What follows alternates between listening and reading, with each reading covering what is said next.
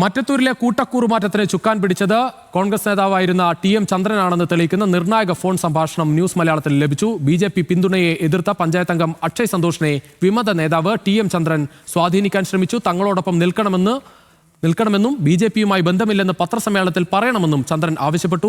ഒരുമിച്ചെടുത്ത തീരുമാനത്തിൽ ഭയപ്പെടേണ്ട കാര്യമില്ലെന്നും ഒന്നിച്ചു നിൽക്കണമെന്നും ചന്ദ്രൻ ആവശ്യപ്പെട്ടു. രാജിവെക്കാമെന്ന് അക്ഷയ് അറിയിച്ചപ്പോൾ അത് വേണ്ടെന്നും ഫോൺ സംഭാഷണത്തിൽ ഉണ്ട്. ആ സംഭാഷണത്തിലേക്ക്.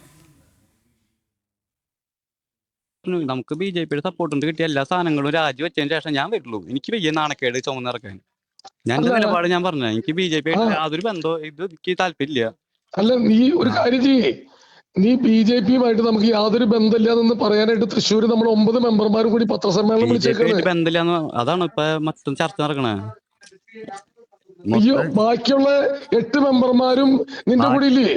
ബാക്കിയുള്ള 8 മെമ്പർമാരുടെ കാര്യമല്ല നോക്കണം, ഞാൻ എന്റെ കാര്യം നോക്കുന്നു. നീ ആ 8 മെമ്പർമാരും നീ പറയ് ബി.ജെ.പിയുമായിട്ട് യാതൊരു ബന്ധമില്ലെന്ന് നീ പറയേ. പറഞ്ഞല്ലോ ബി.ജെ.പിയായിട്ട് യാതൊരു ബന്ധമില്ല, എനിക്ക് വർഗീയ രാഷ്ട്രീയം എനിക്ക് താല്പര്യമില്ല എന്ന് ഞാൻ പറഞ്ഞു.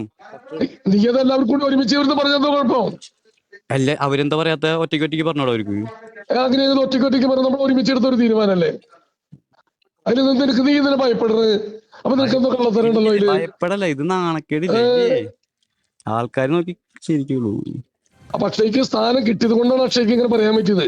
അപ്പൊ അതുകൊണ്ട് അക്ഷയ്ക്ക് പറയാനുള്ള നമുക്കൊരു തടസ്സമില്ല.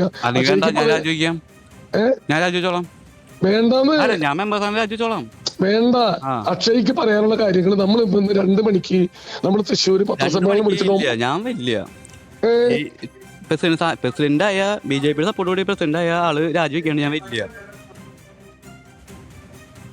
കൂടുതൽ വിവരങ്ങളുമായി ലെവിൻ കെ വിജയൻ ചേരുകയാണ് തൃശ്ശൂരിൽ നിന്ന്.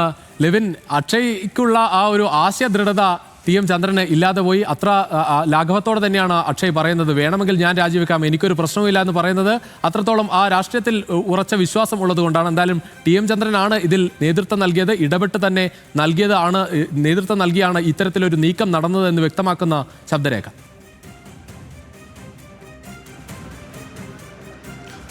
രുചിഷ്, ഇക്കാര്യത്തിൽ ടി.എം. ചന്ദ്രൻ്റെയും ഒപ്പമുള്ളവരുടെയും ഇടപെടൽ കോൺഗ്രസിൻ്റെ ഐഡിയോളജി മറന്നുകൊണ്ട് ഒരു വർഗീയ പാർട്ടിയുമായി ബന്ധം സ്ഥാപിക്കാൻ ശ്രമിക്കുന്നതിൻ്റെ ഇടപെടൽ കൂടുതൽ വ്യക്തമാക്കുന്നതാണ് ഈ ശബ്ദരേഖ. നമ്മൾ പുറത്തുവിടുന്ന ഈ ശബ്ദരേഖ കഴിഞ്ഞ ഈ മാസം 28-ന് ഡിസംബർ 28-നായിരുന്നു ഈ സംഭാഷണം നടക്കുന്നത്. തൃശ്ശൂർ പ്രസ് ക്ലബ്ബിൽ അന്ന് വിമതപക്ഷം നേതാക്കളും പഞ്ചായത്ത് അംഗങ്ങളും ഒരു വാർത്താ സമ്മേളനം വിളിച്ചിരുന്നു.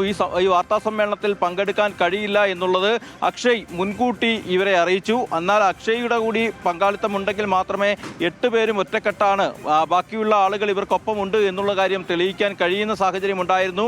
ഈ പത്രസമ്മേളനത്തിൽ നിന്ന് താൻ പങ്കെടുക്കില്ല, വിട്ടുനിൽക്കുമെന്ന് പറയുന്ന അക്ഷയെ നിർബന്ധിക്കുകയാണ് ചന്ദ്രൻ.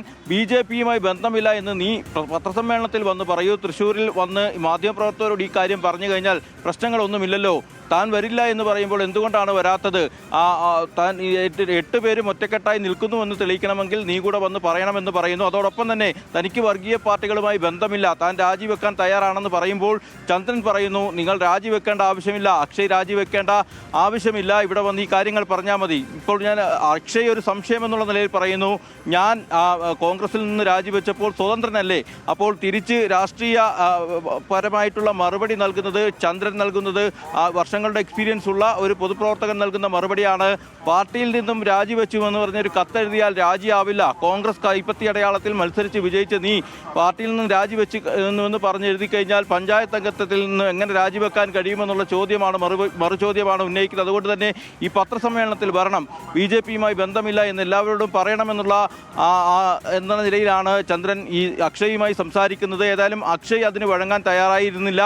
മാത്രമല്ല ഈ ബി.ജെ.പി ബന്ധമില്ലാതെ തനിക്ക് കോൺഗ്രസ്സുകാരനായി നിൽക്കണമെന്നുള്ളൊരു നിലപാട് ഈ രാജിവെച്ച പാർട്ടിയിൽ നിന്ന് രാജിവെച്ച കോൺഗ്രസ് അംഗങ്ങളിൽ ആദ്യം എടുത്ത ആളാണ് അക്ഷയ്. അക്ഷയുടെ ഒരു നിലപാട് മാത്രമാണ് ഈ വിമത വിഭാഗ നേതാക്കളിൽ നിന്നും ഒരംഗമെങ്കിലും മാറി നിന്ന ആൾക്ക് ഉണ്ടായിട്ടുള്ളത്. നിലവിൽ ഇന്ന് അക്ഷയുമായി നടക്കം നമുക്ക് സംസാരിക്കാൻ കഴിഞ്ഞിട്ടുണ്ട്. ഏതായാലും കോൺഗ്രസിൻ്റെ അടിയുറച്ച പ്രവർത്തകനായി തന്നെ മുന്നോട്ട് പോകുമെന്നാണ് അക്ഷയ് അറിയിക്കുന്നത്. മാത്രമല്ല ഇത്തരത്തിൽ വർഗീയ കക്ഷികളുമായി ബന്ധപ്പെട്ട് മുന്നോട്ട് പോകാൻ കഴിയില്ല എന്നുള്ള കാര്യവും അറിയിച്ചിട്ടുണ്ട്. ഇക്കാര്യം ചന്ദ്രൻ അടക്കമുള്ള ആളോട് പഞ്ചായത്ത് അംഗത്വം രാജിവെക്കാൻ തയ്യാറാണെന്ന് അടക്കമുള്ള കാര്യങ്ങൾ പറയുന്നു.